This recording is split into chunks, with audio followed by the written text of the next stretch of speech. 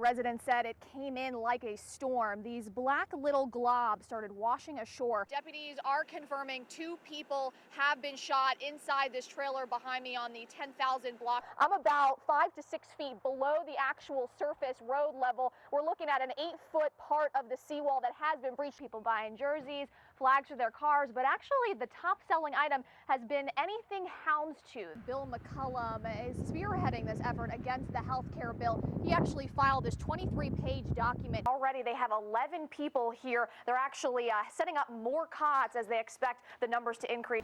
Well, it was in this room, 121, that deputies did indeed find Sherbet, but he was not alone. The beads are flowing like water out here, and even though we do have a little bit of sleet coming down, you can see the parade route is lined with people. You look out on the waves, and there are literally patches of oil floating in the water because the waves are too rough for boats to come out here and skim it.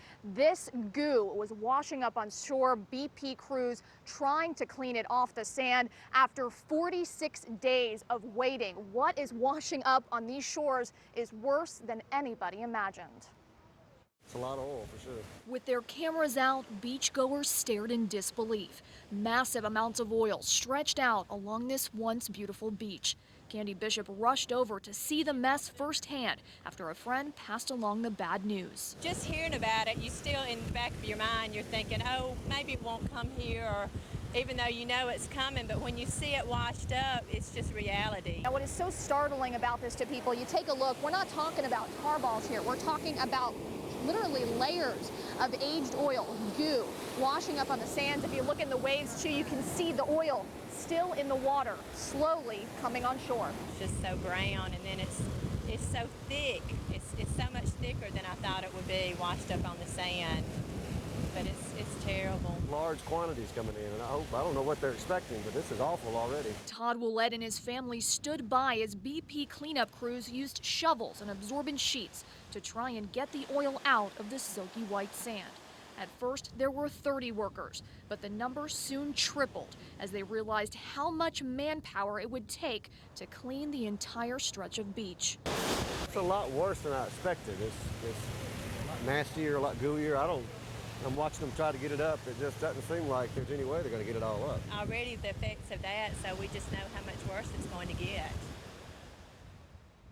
Now, it was quite a sight. You see BP hazmat crews out here on the beaches earlier today in their full cleanup gear. And then if you look further down on the beach, you see tourists still sunbathing and going in the water, even with this stuff washing up on shore. So it's really hard to see for people who live here year round. They know what this means, and it's only the beginning of what is a long nightmare ahead. You can actually see the fire line tape still on the gate here, and beyond that, the burned out shell of the trailer. Now, we're told 3 men who live in this neighborhood tried to come to the rescue of Mears, dragging him out of the burning trailer onto the porch. But once firefighters arrived, they were told to get out of the way, and they listened. But once they saw Mears die right before their eyes, they wished they hadn't followed orders.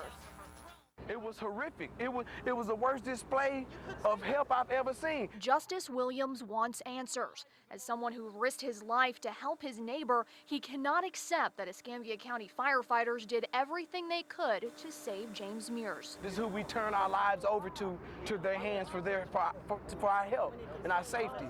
And today, the system failed. It failed horribly. When firefighters arrived at the scene, Williams says he thought they would finish the job he started. But it's a decision he now regrets. I stood by and watched as that man burned when it would have took me seconds to get him away. Witnesses say one firefighter did attempt to help Mears at first, but for some reason stopped and retreated.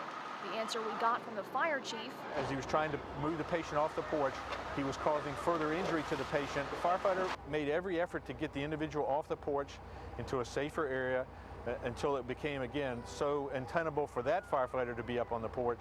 But Robert Brown says that story doesn't match up with what he saw. But the guy was still alive and he was just laying there. I mean, I thought they would have still put their effort in and drug him off the porch, even though, I mean, they would have suffered a few burns, but he just laid there. He just laid there on fire and burned alive in front of everybody that lives around here. And for those that tried to help, death weighs heavy on their conscience. I wish when they had said get out the way, I had said no, you all get out the way.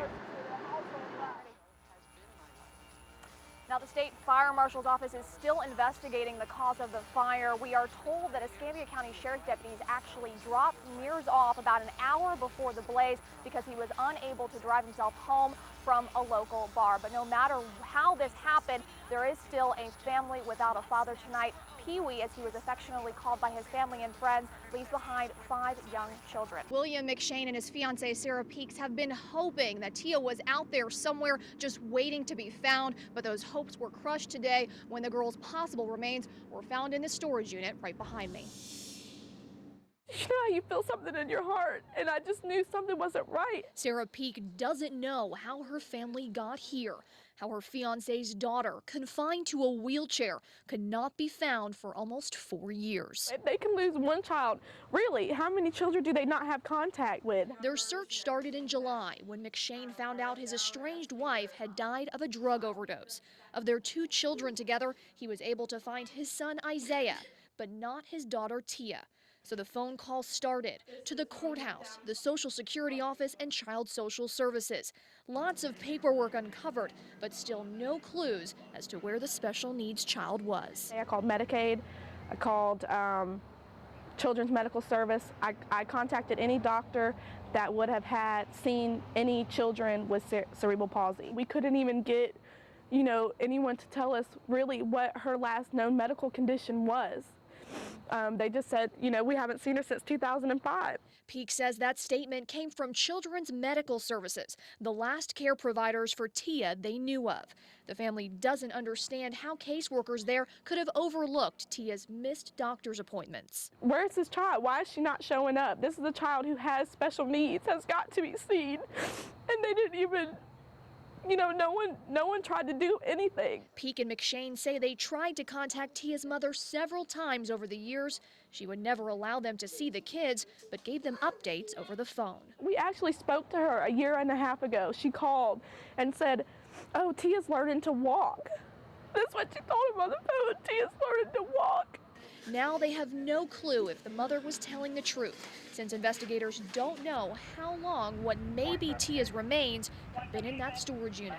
We don't even know, was she dead before she got put in there? Did she die in there by herself? Was she alone with nobody to help her? The search for Tia may now be over, but McShane and Peak are just beginning their own search for answers. Who do you blame? Do you blame the mother? Do you blame the family friend who knew the child was missing? Do you blame Children's Services who knew she wasn't showing up and did nothing? I just pray that they know what they did by not reporting this. Now, we tried contacting Children's Medical Services, but we could not talk to anybody who could comment on the case. Now, as for the remains found in here, we talked to the medical examiner, and they say DNA testing could take months to determine if they do belong to Tia. Reporting live in Escambia County, I'm Laurie Bernstein, Channel 3 News.